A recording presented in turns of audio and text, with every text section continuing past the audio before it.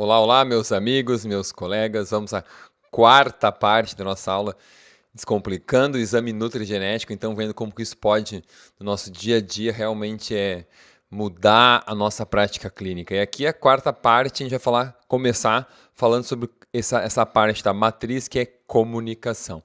E aqui na comunicação, a gente começa com hipotireoidismo. Então, isso está falando em relação à predisposição à produção insuficiente de hormônios tireoidianos. Resultado em laranja ou vermelho indica maior predisposição. Então vejam que esta paciente aqui tem uma predisposição um bocado alta. Então a recomendação é avaliar TSH, T4 livre, T3 livre, uma vez que polimorfismos nessas enzimas de 1 e 2 pode resultar em menores conversões ou menor conversão de T4 em T3, né? Então, aqui tem vários genes ligados a hipotireoidismo, vejam, não só as desiodases, mas também o gene da tireoglobulina, da tireoperoxidase, do receptor de TSH e alguns outros genes que trabalham de forma interativa nesse processo. Então, aqui vai uma avaliação para o risco da doença. Isso tem fechado bastante já com os meus pacientes. Aqui, então, agora a avaliação de risco de hipertireoidismo, então, tá? Resultado em laranja ou vermelho, maior tendência. Isso aqui, no caso, tem uma tendência bastante baixa. Se fosse uma tendência alta, a recomendação seria avaliar o TSH, T4 livre, e anticorpos contra o receptor de TSH, também chamado TRAB, que podem ser, então, necessários, já que tem casos de hipertireoidismo autoimune, certo? Aí, claro, complementa com aquilo que a gente viu lá no início do painel, aquilo que a gente viu a parte de autoimunidade. Lembram que defesa e reparo ela era inflamação, alergia e autoimunidade. Lá tinha a parte de doença tireoidiana autoimune, diabetes tipo 1, tudo que era autoimune. Aqui a gente vê a parte do risco da doença do hipotireoidismo e do hiper por si só. A gente tem ainda a parte de resistência glicocorticoide, que eu não tive ainda muita experiência clínica com isso, mas em laranja ou vermelho indica maior resistência à ação do mesmo, ou seja, a ação dos glicocorticoides, e isso isso pode valer para doenças autoimunes também, em que o indivíduo não tem uma boa resposta ao seu próprio cortisol. Então, pode dificultar a ação anti-inflamatória endógena natural que o cortisol tem. E aqui, em resposta ao hormônio do crescimento, o resultado em laranja ou vermelho indicam maior resposta ao GH. Então, isso aqui é mais para quando tem terapia com o hormônio do crescimento, para, por exemplo, adolescentes, adultos jovens, mas em geral, adolescentes e início da adolescência, né? Que estão naquela fase de vamos tentar a terapia com o GH ou não. Então, isso pode ajudar a saber se esse indivíduo vai ter uma boa resposta ou não. Tem também aqui a genética do hiperparatireoidismo. Então, a alteração das paratireoides tem uma questão genética envolvida ou não. E em laranja ou vermelho, maior tendência à produção excessiva do paratormônio, PTH. Recomendações: verificar as necessidades genéticas de cálcio, vitamina D, magnésio e fósforo, bem como seus níveis séricos, e complementar com alimentos ou suplementos se necessário. Então isso aqui, vocês vejam que os tratamentos em geral nos remetem lá para a parte nutricional, que é a parte final do nosso teste, ou muitas vezes vão para lá, né?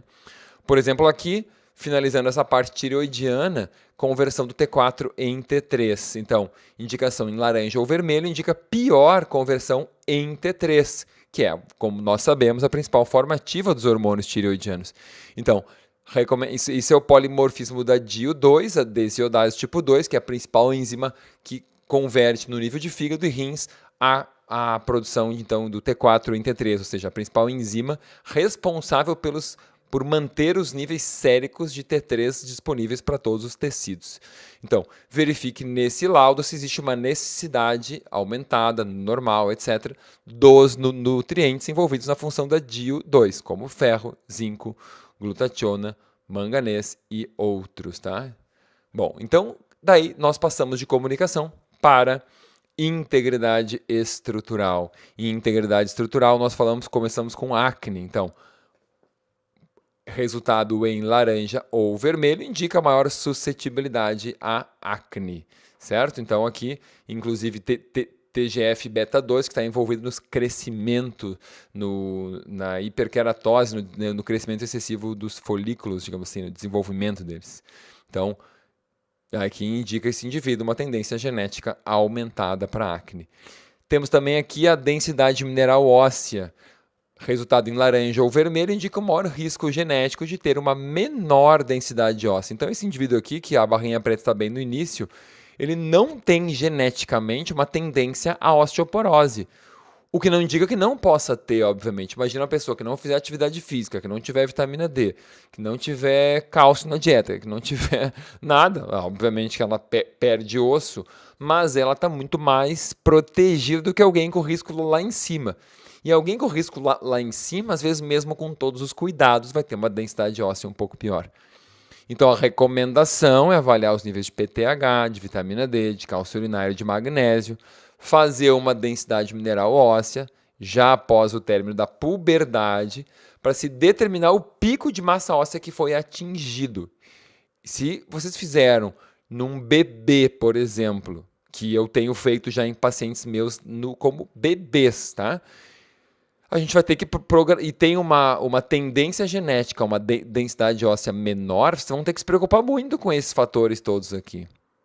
E já programar uma densidade mineral óssea para precocemente, tá? Nutrientes como vitamina K1, vitamina K2 e MK7, magnésio e todos aqueles envolvidos na síntese do colágeno, e aí vai silício, manganês, vitamina C, etc., são também fundamentais na saúde óssea. Certo? Então, aqui, muitos elementos a serem avaliados. Temos também a avaliação de síntese do colágeno. Então, em laranja ou vermelho indica uma síntese reduzida de colágeno. Então, aqui, esse aqui tem uma síntese normal, tá? Então, são os colágeno 11A1, 1A1 e 3A1. E degradação de colágeno. Em laranja ou vermelho, presença de polimorfismos associados à degradação aumentada.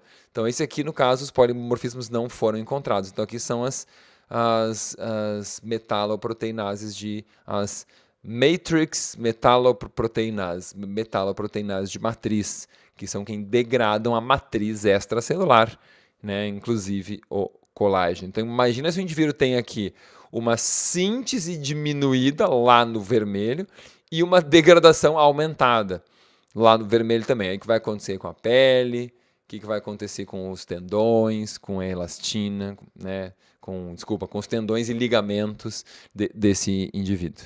Né? Vamos aqui agora à parte mental emocional. E aqui tem uma análise bem interessante, que é a capacidade multitarefa menor. Olhem só. Frequentemente as pessoas multitarefas sofrem de déficit cognitivo, ou seja, têm menor capacidade de selecionar informações irrelevantes e prestar atenção nas relevantes, tendo um pior gerenciamento de memória, e isso pode levar a estafa física, estresse e insônia. Resultado em laranja ou vermelho indica suscetibilidade a uma menor capacidade multitarefa. Então, esse indivíduo aqui é aquele indivíduo que só consegue fazer uma coisa de cada vez. Não peça para ele 2 tarefas, que essas tarefas não serão bem feitas.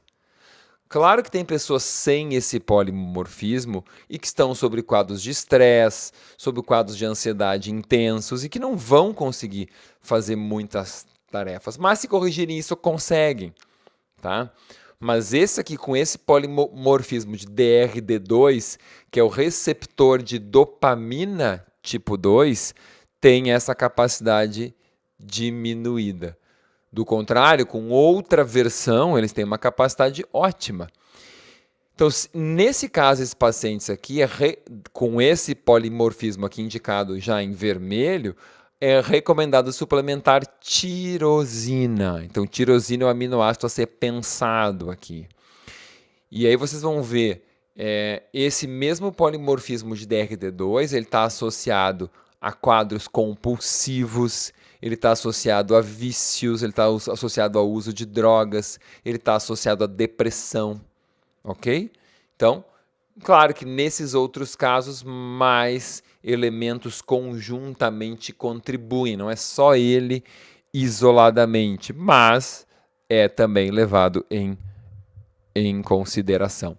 Então, isso deve ser presente. Então, quando aparecer isso aqui, esse risco aqui em laranja ou vermelho, e o indivíduo tiver uma capacidade de multitarefa baixa, já pensem que aquela pessoa, vocês pensam, o meu marido é assim, ele está vendo futebol, ele só está assistindo futebol. Você vai falando com ele, ele ele está grudado na televisão. Ou se ele está lendo o jornal, ele só lê o jornal. Ele fica só, concorda com tudo que você fala. Ok? Enfim, então isso é aquela característica bem importante. Quando ela tenta lidar com muitas coisas, leva a estresse. Ainda mais no mundo de hoje, que é um mundo multitarefa. Ok? Vamos lá. Aqui temos ainda transtorno de déficit de atenção com corantes alimentícios. Então,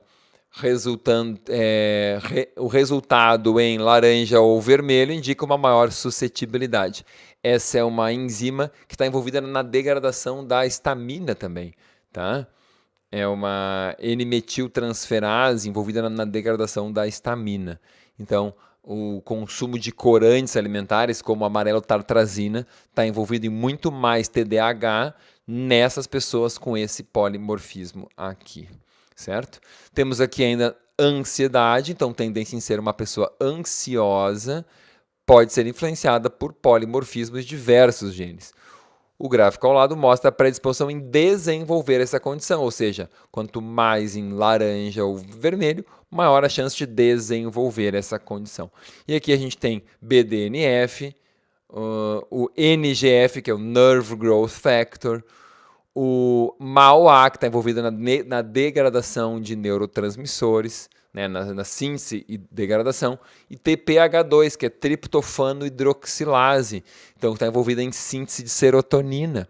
Então a gente está vendo aqui genes associados ao cérebro, a neurotransmissores, a nervos, né, e a síntese de serotonina. Então, o efeito combinado disso aqui é que nesses indivíduos a situação está pior.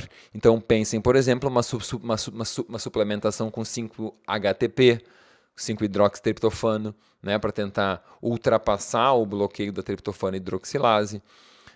Pensem em zinco e vitamina D, que são essenciais para o NGF. Então vocês vão ver lá no final o que isso tem a ver. Vejam, esse mesmo indivíduo tem uma alta tendência à depressão. Então, resultado em laranja ou vermelho, maior predisposição genética à depressão. E aqui a gente vê alguns desses genes já comentados, como BDNF também, como MAO-A.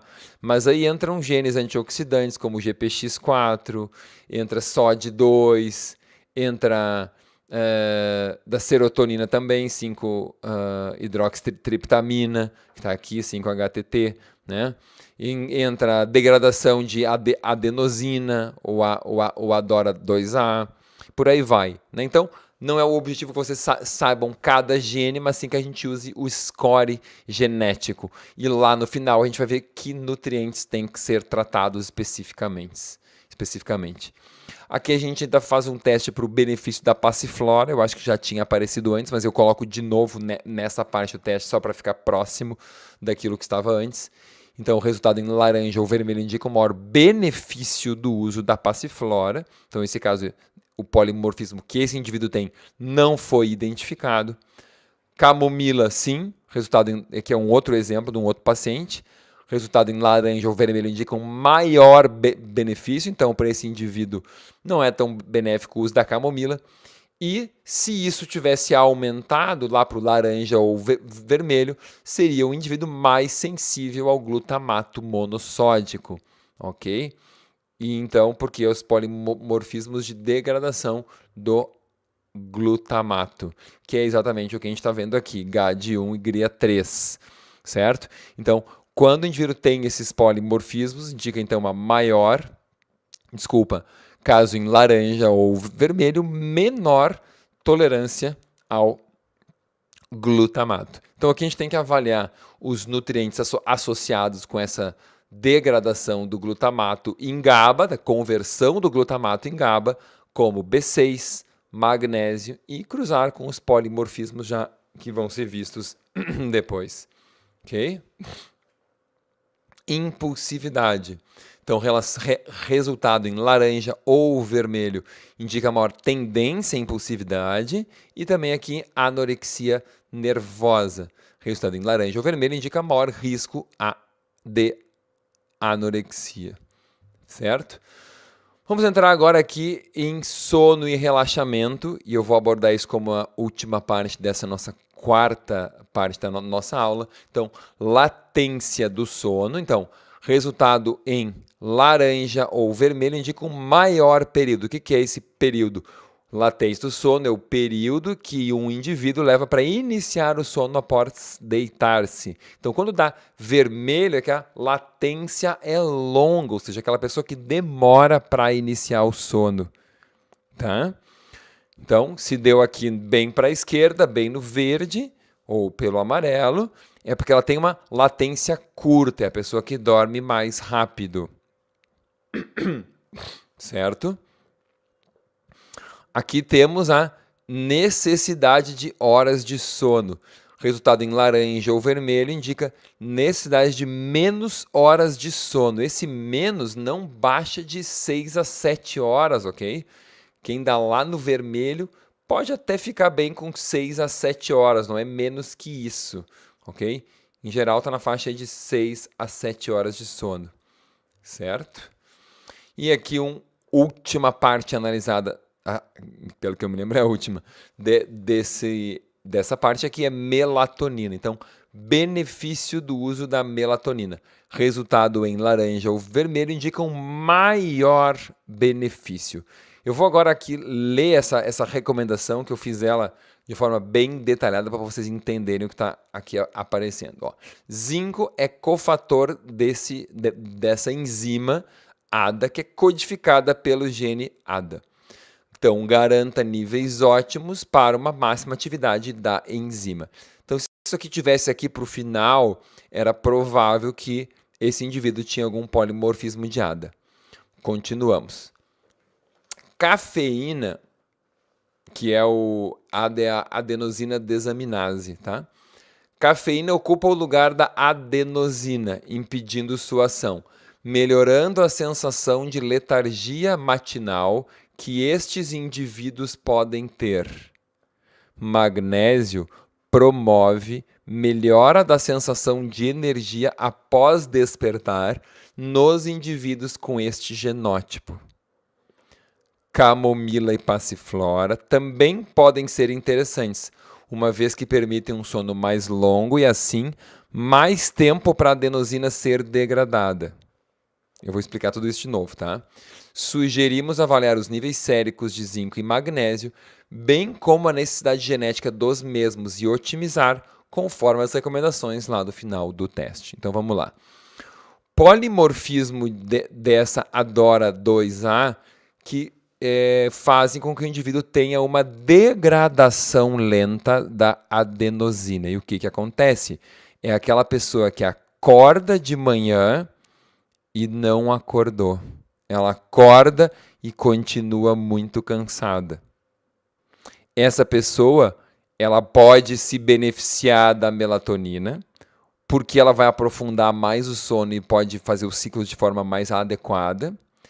Ela pode se beneficiar da cafeína, porque a cafeína vai ocupar o lugar da adenosina, impedindo sua ação e melhorando essa sensação de letargia matinal.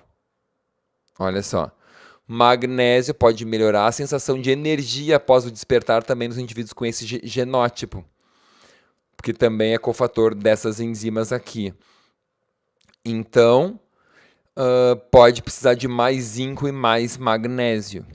Outra, camomila e passiflora podem ajudar que o tempo de sono seja mais longo. E aí dá tempo de degradar a adenosina durante o sono. Isso é bem importante. Porque se essa pessoa acorda antes, ela vai acordar muito cansada. Então, essa pessoa é aquela que deveria acordar sem despertador. Entenderam? Então, lembrei que tem mais alguns genes depois aqui. Umas condições, não genes. Então, essa pessoa aqui, deveria acordar sem despertador, porque garante que ela fez todos os ciclos e degradou a adenosina. Quando ela acorda com o despertador, ela está com a adenosina alta e letárgica, ela tem que tomar café. Então, se essa pessoa acordar sem despertador, já resolveu o problema dela. Se ela tomar um chá de camomila ou passiflora, ajuda ela a dormir um pouco mais, mas se ela botar despertador, não adianta. Então, ela poderia tomar melatonina e acordar sem despertador. Aí vai ser a garantia que ela vai funcionar no melhor possível. E zinco e magnésio em quantidades adequadas. Então, estão aqui as coisas que podem ajudá-la. Zinco, magnésio, cafeína. Vocês sabem que eu tenho inúmeras ressalvas contra a cafeína, mas aqui eu saliento que ela pode ser interessante. Então, se bem usada, pode ser eficiente. Chá de camomila e folhas de maracujá. Chá de maracujá seria, obviamente, ao deitar.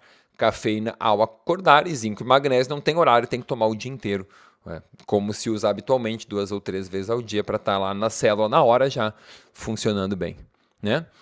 Então aqui a passiflora que eu acabei de falar. Vejam que está lá o GAD1 e o GRIA3.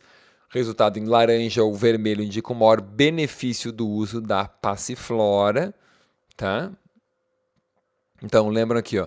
Centelha asiática estimula a GAD e é uma ótima opção para modular este SNP.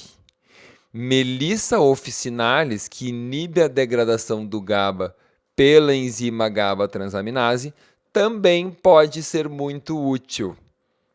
Olha só. Então, a gente tem aí uma enzima que é a GAD, que é a glutamic acid descarboxilase, codificada pelo gene GAD1.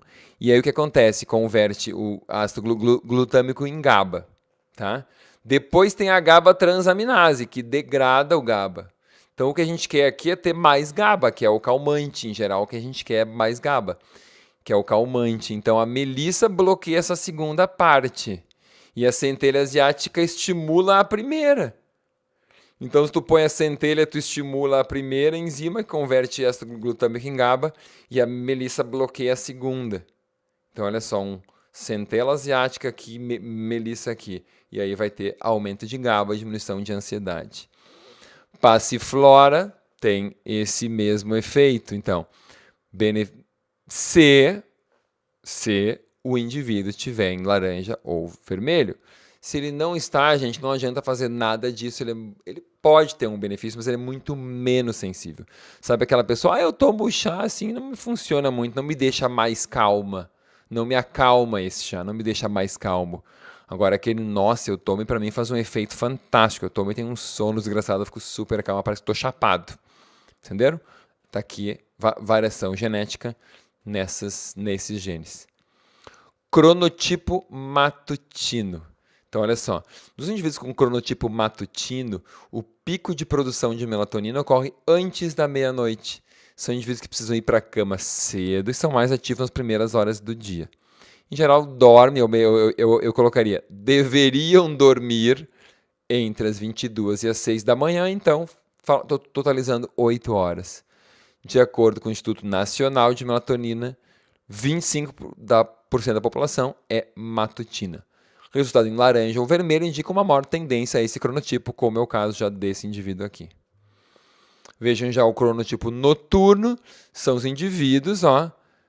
O pico da melatonina acontece mais tarde, às 6 da manhã. Não tive ninguém ainda com isso.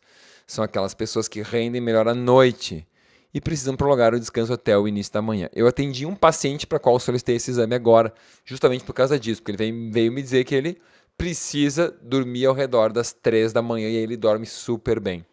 Vamos fazer o teste e descobrir se isso é verdade ou é apenas uma indução pela luminosidade. Por quê?